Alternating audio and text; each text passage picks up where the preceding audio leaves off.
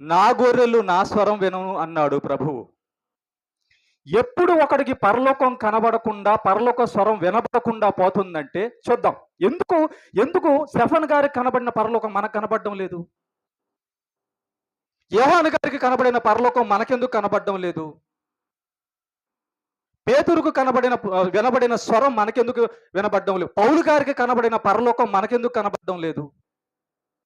ఎక్కడో పౌలు గారి లాగా మనం లేమేమో, స్టెఫన్ గారి లాగా మనం మన మనస్సు అనారోగ్యం పాలైపోయిందేమో, చెవులు మూసుకుపోయాయేమో, కళ్ళు గుడ్డిదైపోయిందేమో, మనస్సు చెడిపోయిందేమో. చూద్దాం. కొరంథీయులకు రాసిన 2వ పత్రిక 4వ అధ్యాయం 4వ వచనం. కొరంథీయులకు రాసిన 2వ పత్రిక 4వ అధ్యాయం 4వ వచనం. దేవుని స్వరూపి అయ్యున్న క్రీస్తు మహిమను కనపరచు సువార్త ప్రకాశము వారికి ప్రకాశింపకుండు నిమిత్తము ఈ యుగ సంబంధమైన దేవత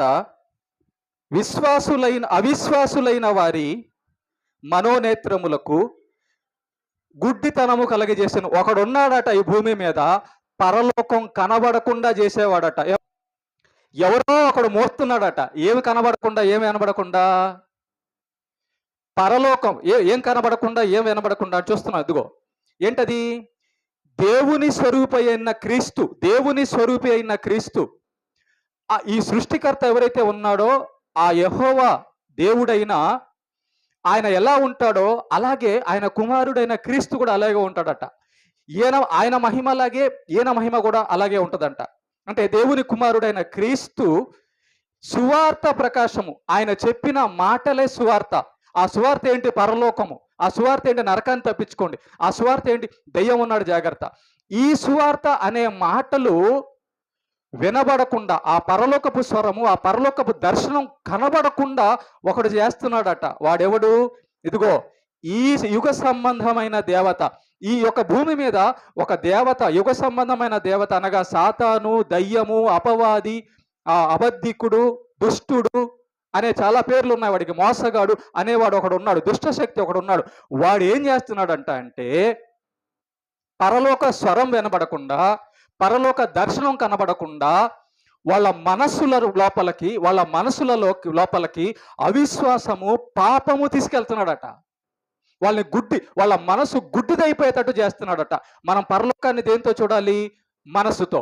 మన పరలోక స్వరం దేంతో వినాలి? మనస్సుతో. స్టెఫన్ దేంతో పరలోకాన్ని చూశాడు? మనస్సుతో, ఆత్మతో. స్టెఫన్ పరలోక స్వరాన్ని దేంతో విన్నాడు?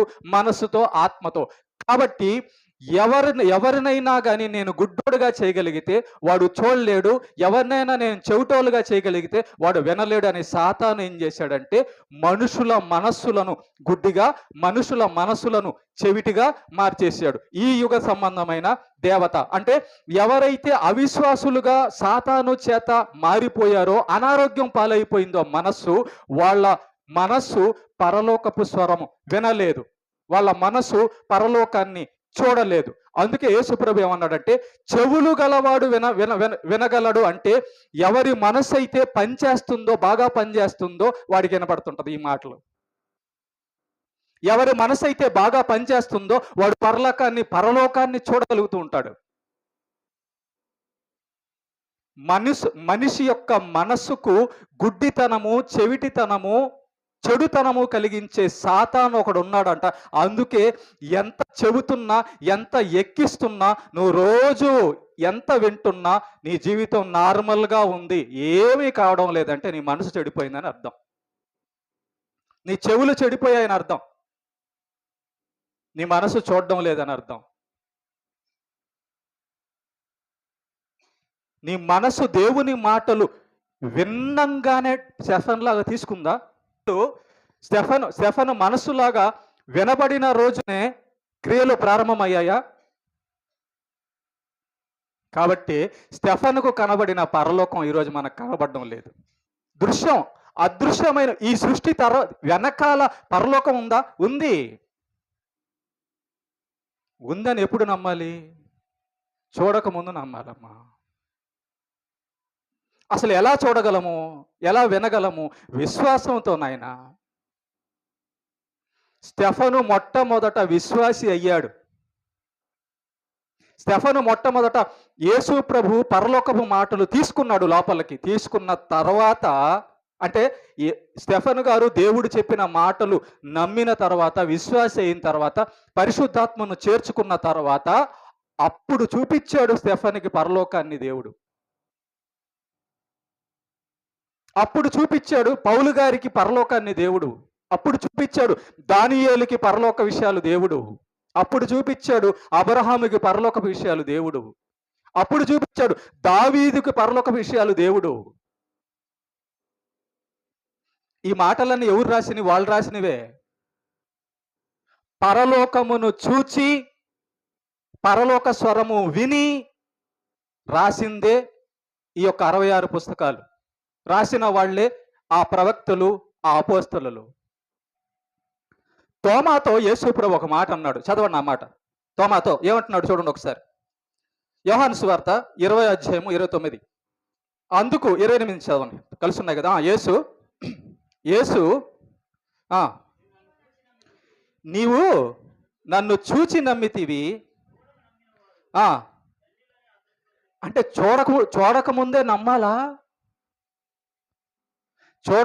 చూడక ముందు నమ్మిన వాళ్ళే ధన్యులా? నువ్వు పరలోకాన్ని చూసిన తర్వాత నమ్ముతావా? నువ్వు పరలోకాన్ని చూసిన తర్వాత సిద్ధపడుతావా? బుద్ధి లేని కన్యకల్లాగా. బుద్ధి లేని కన్యకలు పరలోకాన్ని ఎందుకు పోలేదు? నమ్మలా. ఇస్కరియోతు యూదా పరలోకానికి ఎందుకు పోలేదు? నమ్మలా. తోమాతో యేసుప్రభు అంటున్నమాట, తోమా నువ్వు నన్ను చూచిన తర్వాత నమ్మేవయ్యా. అంటే చూడకపోతే నమ్మేవాడివి కాదు.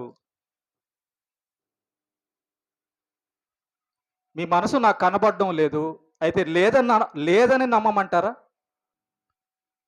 నా మాటలు మీకు కనబడడం లేదు, లేదనుకుంటారా? హృదయంతో గ్రహించాలండి. చూడక నమ్మిన వారు ధన్యులు. చూడకుండా నమ్మిన తర్వాతే నీకు స్వరం వినబడుతుంది.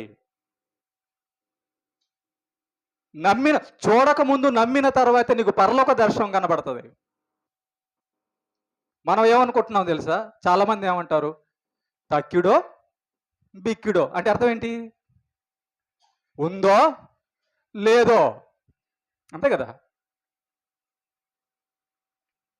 స్టెఫనుకు కనబడిన పరలోక దర్శనం, స్టెఫనుకు వినబడిన పరలోకపు స్వరం నీకు వినబడితేనే, నీకు కనబడితేనే నువ్వు రోడ్డు మీదకి క్రీస్తు గురించి వెళ్తావు.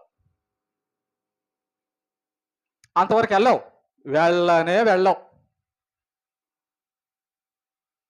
అంతవరకు ఎక్కడ ఉంటావు తెలుసా? ఎక్కడే తిండి దొరికింది, ఎక్కడ అది దొరికింది, ఎక్కడ బంగారం దొరికింది, ఎక్కడ డబ్బు దొరికింది. అరే పిచ్చోడా పిచ్చిదానా, పరలోకంలో అసలైంది ఉందిరా నాయన. పరలోకంలో నిత్య జీవం ఉందిరా. పరలోకంలో నిత్య జీవం, మరణం లేని లోకం, అది రోగం లేని లోకం, ఆకలి బాధలు లేని లోకం, దేవుడు ఉండే లోకం. పరలోకంలో ఉంటే ఇక్కడ గుడ్డోడు ఇక్కడ దనుకుంటున్నాడు. ఇక్కడ గుడ్డోడు ఏం చేస్తాడు? అక్కడ ఇటు తిరుగుతాడు, అడు తిరుగుతాడు, అడు పోతుంటాడు, ఆడబడుతుంటాడు, అక్కడక్కడే తిరుగుతుంటాడు. అందుకే ఈ యుగ సంబంధమైన దేవత అవిశ్వాసులైన వారి మనోనేత్రములకు గుడ్డితనం కలగజేసినందున వాడు పరలోకం చూడక, పరలోకం స్వరం వినక, ఆ డబ్బు గురించి, ఆ ఉద్యోగం గురించి, ఆ పెళ్ళాం గురించి, ఆ భార్యల గురించి, కుటుంబం గురించి, దీని గురించి, చెదారం గురించి వాడి జీవితం అయిపోద్ది అంతే. స్టెఫన్ ఏం చేశాడు?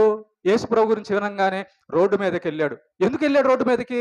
రే పరలోకం ఉందిరా నాయన, పరలోకం ఉందిరా, అక్కడ మంచి జీవితం ఉందిరా. దానికి ప్రభువు యేసుక్రీస్తేరా, ఆ రాజ్యానికి రాజు యేసు ప్రభువేరా, అది మంచి లోకం రా, పరిశుద్ధులు ఉండే లోకంలో వచ్చేసేయండి అని క్రీస్తు గురించి సువార్త ప్రకటించడానికి రోడ్డు మీదకి వెళ్ళిపోయాడు స్టెఫను. కారణము నమ్మడం.